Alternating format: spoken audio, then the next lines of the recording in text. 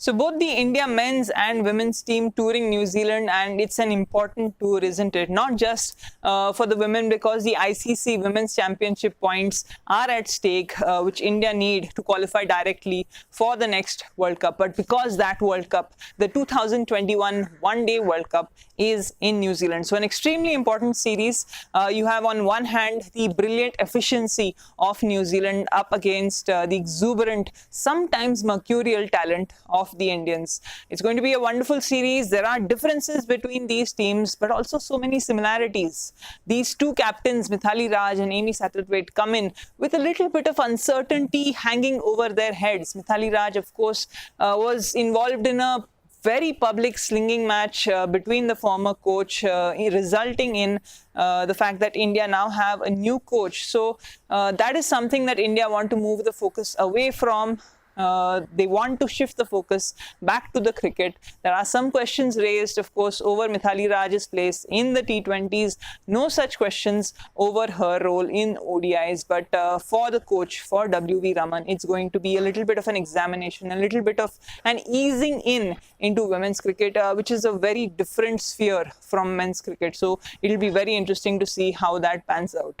On the other hand, Amy Satterthwaite coming in, a very young captain, needs to lead New Zealand strongly because they've had a tough couple of years, not made the semi-finals of the last two global tournaments, coming from a place where New Zealand were probably one of the top 3 teams in the world for a very long time. So maybe they were overperforming before. Maybe this is a little bit of parity in terms of other teams catching up, but it sets the series up very nicely. So let's come to the cricket then. 3 ODIs and 3 T20s on this tour. India are going to be moving around, going to be playing almost every match in a different place, which is different from most women's tours where an entire series will be played in one place, and that's because this is held in conjunction with the men's games, with the men's tour. The ODIs will be played the day after the men's ODIs. The T20s will be double headers. So it's a different experience for the women, and it's probably the direction that most international tours can take going forward. How wonderful would it be to see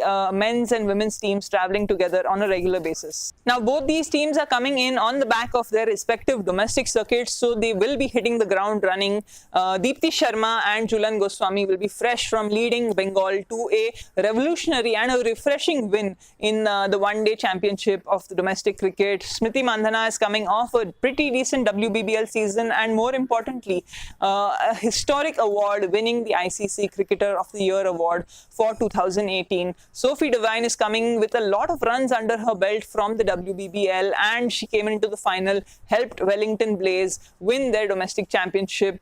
Will we see the headband challenge in this series? That's going to be an interesting question. It's something that's done for a wonderfully noble cause and has become quite popular in the WBBL. So these are the players to watch. Also look out for who opens the batting for India, and I think it should be Jemimah Rodrigues in the ODIs. Certainly, India overall look the more settled team. You can definitely put the top 5 down on paper.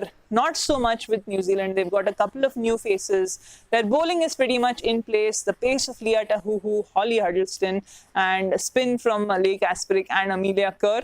But I think India are looking a better side, and perhaps you could say in a position to emulate the team of 1995, which came to New Zealand and won the Centenary Cup, a wonderful tournament involving some high-quality teams. New Zealand, Australia beating New Zealand at home, and it was a historic win that set the stage for the development of women's cricket in this country. And I think India will be gunning for that. India will be gunning for their 3rd consecutive away series win in this ICC Women's Championship after winning in South Africa and Sri Lanka. It's going to be a challenge. It's going to be a tough tour. But I think since India are the most settled team, India will come away with a 2-1 win.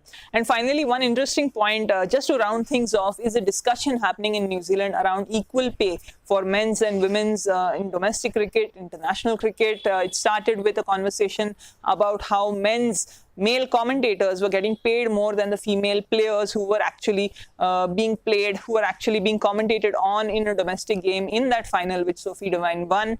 But it's a little bit of an interesting discussion because it's a process that has to happen fairly slowly. It's a process that cannot happen overnight, but it's good to see that being talked about. We will hopefully work towards a world in which equal pay exists for male and female athletes, not just in cricket, but across sports. And it's wonderful that the conversation has started. New Zealand Cricket have said they're going to look into it. So we just hope things improve, not just in New Zealand, but all over the world.